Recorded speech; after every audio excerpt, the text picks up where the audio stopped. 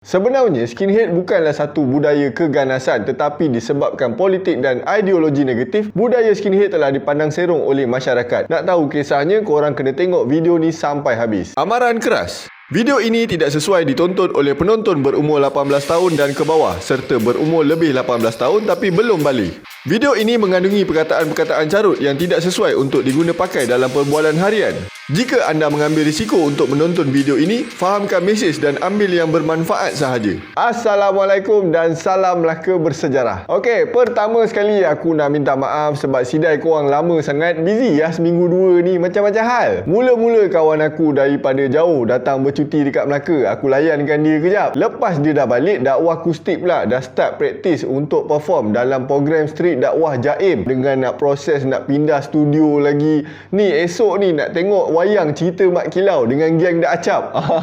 Dak Acap ada buat satu program tengok wayang dengan fans dia, kira macam meet and greet lah, sebab dia jemput juga influencer Melaka yang lain. So terima kasih lah Acap sebab sudi nak jemput aku yang tak seberapa ni, suam-suam kuku je, siap belanja tengok wayang lagi.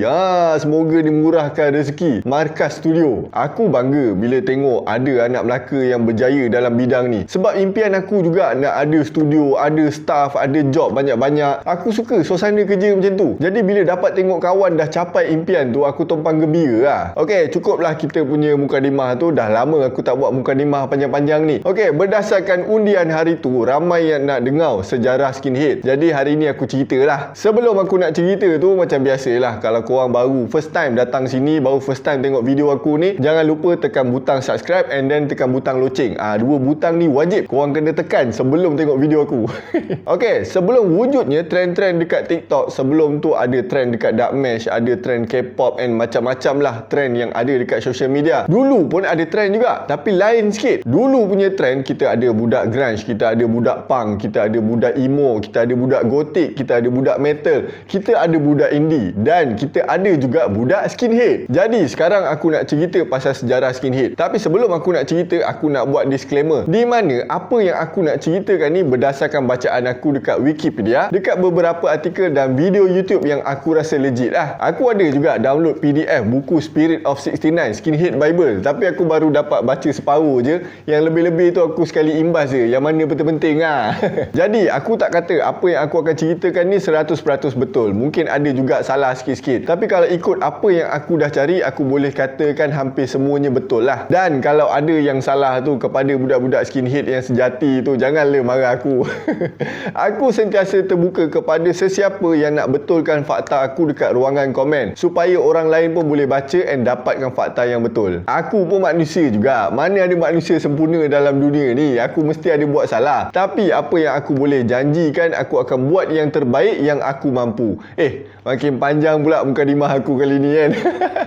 Okey, jom kita start. Sejarah skinhead bermula pada akhir tahun 50-an, di mana berlakunya peningkatan pendapatan golongan muda kelas pertengahan dan atasan dekat London, England selepas perang. Jadi diorang pun start spend duit untuk berfashion. Diorang ni banyak follow fashion yang dibawa oleh band-band soul US, British R&B dan pelakon-pelakon filem yang famous pada zaman tu. Golongan remaja muda ni dikenali sebagai mods atau modernis, satu subculture yang fokus pada fashion, muzik dengan skuter. Bila budaya mods ni berkembang, golongan remaja kelas pekerja pun nak ikut juga Tapi diorang ni tak adalah berduit sangat, sebab diorang ni daripada kelas pertengahan sampai kelas bawahan yang kerja dekat lombong, dekat pelabuhan sekitar Britain. Jadi diorang berfashion, tapi diorang gunakan pakaian yang kena dengan lifestyle diorang sebagai golongan pekerja. Contohnya, diorang pakai boot kerja atau boot tentera. Lepas tu pakai seluar jenis straight cut jeans ataupun seluar star press. Pakai kemeja and then braces ataupun selalu kita panggil suspenders. Kalau diorang ada duit lebih sikit, diorang akan beli atau sewa suit ataupun pakaian yang lagi kemas and lagi lawa untuk diorang pakai masa nak pergi dance hall.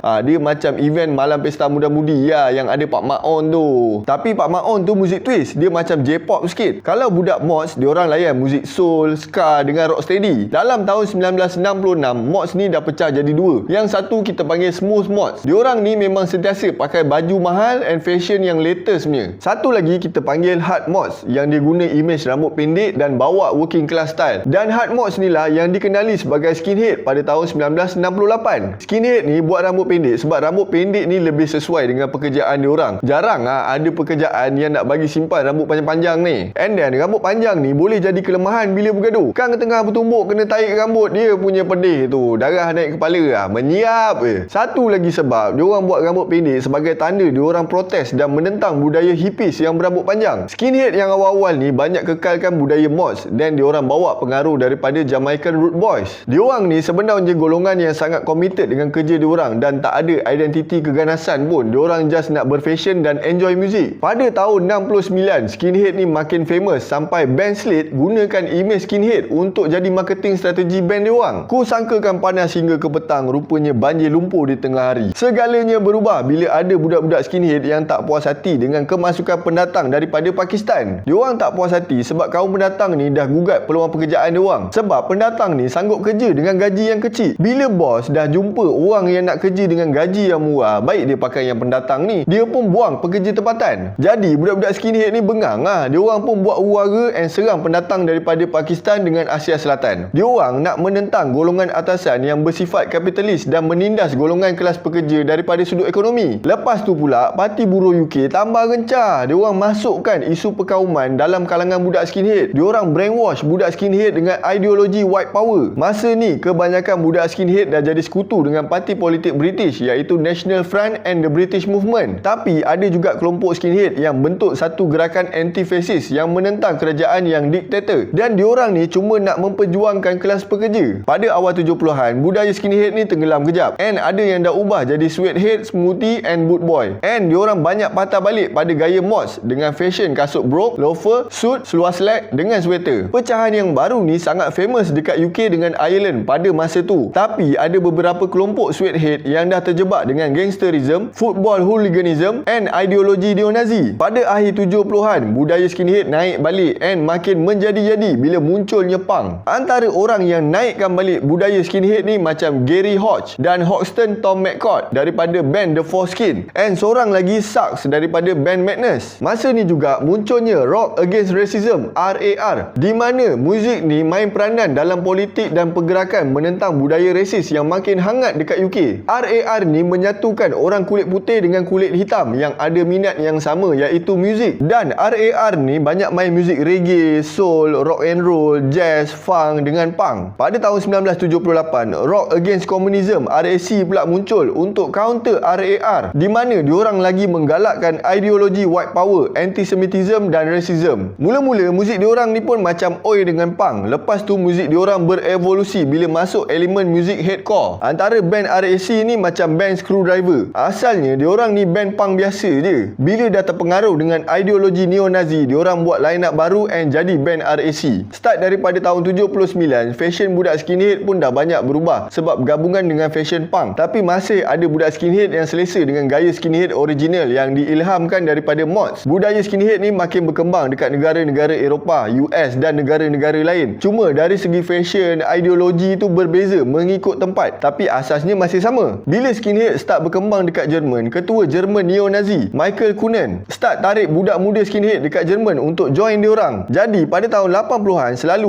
jadi pergaduhan antara skinhead neo-Nazi dengan skinhead anti-fasis, sampailah terjadinya satu peristiwa pada tahun 1987 di mana ada kumpulan budak skinhead yang serang konsert budak punk dekat gereja Zion, Berlin Timur. And then ramai budak skinhead yang kena tangkap dengan Stasi, State Security Service, di bawah Kementerian Keselamatan Dalam Negeri Jerman. Jadi ramai kepala-kepala skinhead yang berhijrah ke Jerman Barat untuk mengelak daripada kena tangkap. Skinhead dekat negara-negara lain pun dah terpengaruh dengan ideologi neo-Nazi ni dan semakin mengganas. Korang faham tak neo-Nazi ni apa? Neo-Nazi ni macam ideologi white power, kebencian dan serangan terhadap etnik-etnik minoriti untuk wujudkan satu kerajaan diktator. Jadi neo-Nazi ni bukanlah untuk orang Jerman je, tak kisahlah dia duduk mana, orang mana. Kalau dia follow ideologi ni, dia dah kira neo-Nazi ya. Lepas tu muncul pula kumpulan ekstremis politik iaitu Blood and Honor yang ditubuhkan oleh Ian Stuart Donaldson dan Nicky Crane. Dan kumpulan ni bersekutu dengan Combat 18, kumpulan pengganas neo-Nazi. Dan disebabkan kes ni, media masa tu banyak beranggapan budak skinhead ni budak neo-fascism dengan neo-Nazi. Jadi Sharp, Skinhead Against Racial Prejudice dicipta pada tahun 86 oleh Marcus Paccio, budak skinhead daripada New York. Sharp ni dicipta sebab nak tunjuk dekat dunia yang skinhead original bukanlah golongan yang rasis atau politik ekstremis, untuk kembangkan ideologi diorang and yang nak menentang skinhead yang resis, Sharp banyak buat fanzine untuk sebarkan ideologi tradisional skinhead atau Trojan skinhead yang mengekalkan semangat kesatuan dan kebersamaan. Sharp pun mula berkembang dekat US, UK dan Eropah dan selalu jadi pertembungan antara Sharp dengan neo-Nazi skinhead. Bila dah jadi macam ni, orang awam pun dah confused dengan dua jenis skinhead sebab dua-dua dress up sama je. Tapi cara nak bezakan dua golongan ni, tengok muzik apa yang diorang layan. Kalau budak Sharp, diorang layan muzik ska, soul, reggae, rocksteady, muzik jazz, muzik punk, muzik funk. Kalau yang neo-Nazi skinhead, diorang layan muzik Nazi punk dengan neo-Nazi black metal. Pada tahun 2011, Simon Loss, pelakon Britain, buat satu event The Great Skinhead Reunion dekat Brighton untuk meraihkan budaya skinhead yang original. Okey, sekarang ni aku nak cerita pasal image, fashion dan muzik skinhead pula. First, kita cerita identiti yang paling obvious iaitu gaya rambut. Masa zaman permulaan skinhead, yang lelaki banyak botakkan rambut diorang guna tapak 2 atau tapak 3. Yang perempuan pula, diorang masih guna mods punya haircut. Akhir 70-an, budak lelaki skinhead start guna tapak 2 dan ke bawah. Ada juga yang botak licin terus. Start tahun 80-an, ada separuh skinhead yang botak licin, yang separuh lagi botak tapi ada sideburn. Yang perempuan pula, diorang start buat feather cut. Diorang nipiskan daripada tengah sampai belakang, tapi diorang punya bangs tepi dengan belakang panjang. Seterusnya, kita cerita pasal pakaian diorang pula.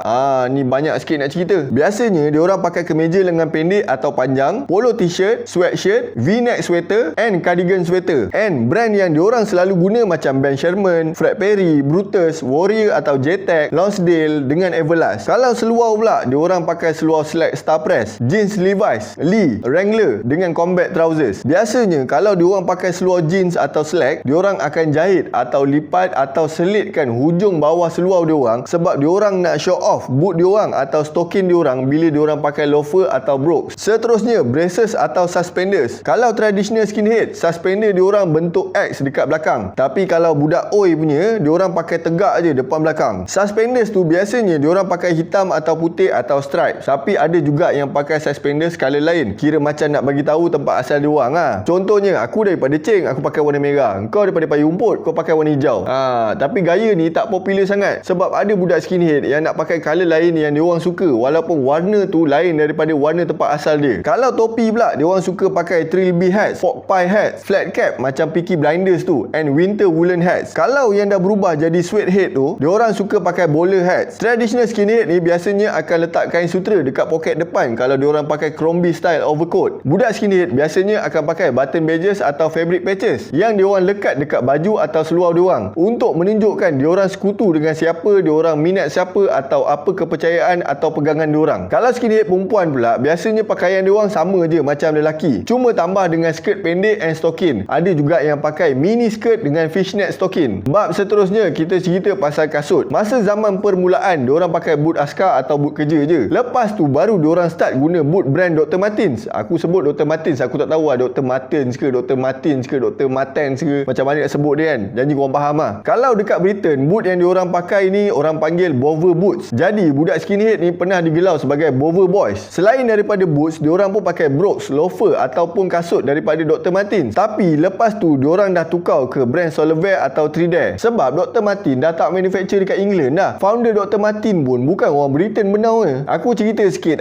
Founder Dr. Martens tu nama dia Klaus Martin, doktor kepada tentera Jerman masa Perang Dunia Kedua. Masa perang, kaki dia injured and standard army boot tu buat kaki dia tak selesa. Jadi dia buat satu design and ubah suai boot dia ikut keselesaan kaki dia. Long story short, lepas perang dia buat bisnes jual kasut. Sampailah British punya shoe manufacturer R. Griggs Group beli patent Dr. Martens and diorang buat design Airway and the rest is history. Okay, sambung balik cerita pasal kasut skinhead. Selain daripada kasut boot and kasut-kasut tadi tu, diorang pun minat kasut sukan macam kasut Adidas and Gola. Kalau yang perempuan atau kanak-kanak, diorang pakai kasut yang sama, cuma tambah sekali dengan monkey boots dalam koleksi kasut diorang. Dulu monkey boots ni banyak daripada brand Grafter je, tapi sekarang Dr. Martens dengan Solver pun dah produce monkey boots ni. Skinhead biasanya pakai stokin hitam atau putih, tapi kalau sweathead biasanya diorang pakai stokin yang ada warna macam merah atau biru. Seterusnya, elemen yang paling penting dalam subculture ni ialah muzik. Original skinhead, diorang layan muzik orang kulit hitam macam soul, ska, R&B, rocksteady and reggae. Kebanyakan daripada Jamaica macam Desmond Dekker, Derrick Morgan, Laurel Aitken, Ben Simarip dengan The Pioneers. Tapi awal 70-an, lirik lagu reggae dah start bawa tema perjuangan orang kulit hitam. Jadi adalah beberapa skinhead kulit putih yang tak masuk dengan lagu diorang. diorang. Kalau yang mana dah berubah jadi sweathead tu pula, diorang layan British glam rock punya band macam band Slade and Mod the Hopple. Pada akhir 70-an, gabungan ska, rocksteady, reggae, pop dengan punk rock atau kita selalu panggil music two-tone start famous di kalangan budak skinhead macam band The Special, Madness and The Selector. Tapi ada juga budak skinhead yang layan punk rock band macam band Sham 69 dengan band Menace. Akhir 70-an tu juga, lepas punk rock, skinhead start layan music oi. Gabungan dengan music punk dengan chant bola sepak yang selalu diorang nyanyi masa game bola sepak dekat stadium tu, dengan British glam rock. Terma oi ni datang daripada band Cockney Rejects dengan wartawan Gary Bushell. And music oi ni bukan khas untuk skinhead je, budak punk pun layan juga. Antara band oi yang famous macam The Business, Combat 84, The Four Skins. And kalau dekat US macam band US Chaos, Iron Cross dengan Anti-Heroes. And music oi ni masih popular di kalangan budak skinhead sampailah sekarang. Selain daripada muzik-muzik tadi ni, muzik heavy metal pun famous juga dalam kalangan budak skinhead macam band Blasphemy yang famous dengan tagline black metal skinhead. Gitaris diorang orang kulit hitam tau, sebab diorang nak bagi mesej yang diorang ni bukan neo-nazi skinhead. Jadi begitulah kisahnya sejarah skinhead, yang pada aku sebenarnya budaya ni okey je. Diorang just sekumpulan pemuda yang jaga golongan diorang, iaitu golongan pekerja, dan diorang just nak have fun. Tapi bila dah berkembang, dah berevolusi, banyak ideologi lain masuk, budaya tu dah tercemar dan menyebabkan orang memandang serong kepada skinhead. Aku nak petik kata-kata daripada Bill Osgerby,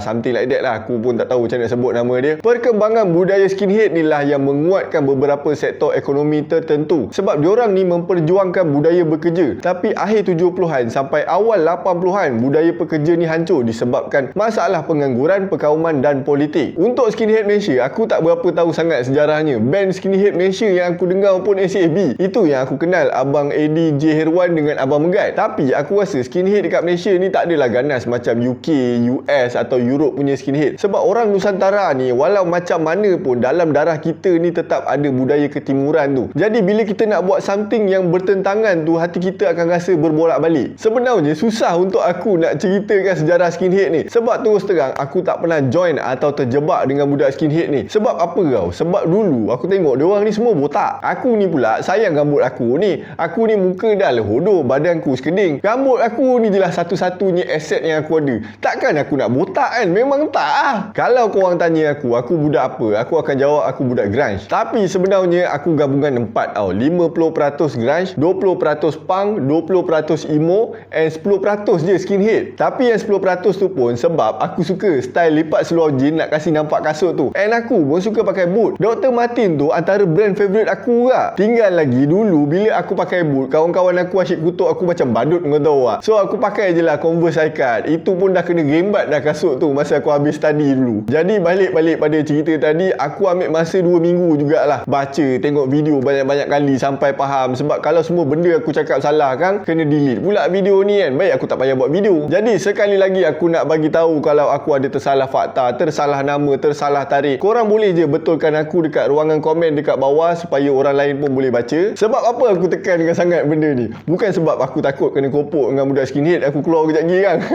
Sebab aku pernah melalui zaman budaya ni masa aku remaja. Jadi aku faham kalau orang cakap salah pasal budaya kita mesti marah kan. Contohnya lah kan, orang salah cakap pasal grunge, aku mesti marah punya. Walaupun aku tak boleh nak beduk budak tu, sebab kan kalau aku cari pasal kan aku yang kena kopok balik. Aku dah lah kurus kering ni kan. Tapi dalam hati mesti akan ada rasa marah punya. Jadi aku faham kalau ada budak skinhead yang marah aku kalau aku ada tersalah cakap. Jadi aku minta maaf atas kekurangan aku. Aku sangat terbuka untuk korang betulkan aku dekat ruangan komen. Tulis je elok-elok. Aku open cara baik, korang bagi cara baik. Sebenarnya bukan untuk budak-budak skinhead je. Mana-mana video aku pun, kalau ada benda yang salah, korang boleh je betulkan aku dekat ruangan komen. Sebab aku open je. Kalau salah, bagi tahu and betulkan. Sebab aku okey je. Aku tak ada kata aku 100% betul sepanjang masa. Akhir sekali, aku nak tanya kepada budak-budak skinhead sejati yang tengok video aku hari ni. Aku nak tanya, apa maksud Siga Saga yang korang selalu sebut-sebutkan tu? Korang boleh tulis kat ruangan komen dekat bawah. Nanti aku baca. Jadi sampai situ je video aku untuk hari ni. Terima kasih kerana menonton. Dan aku minta maaf kalau aku ada terkasar bahasa atau penyampaian aku kurang bagus. Kita berjumpa lagi dalam video yang akan datang. Assalamualaikum dan salam Melaka bersejarah.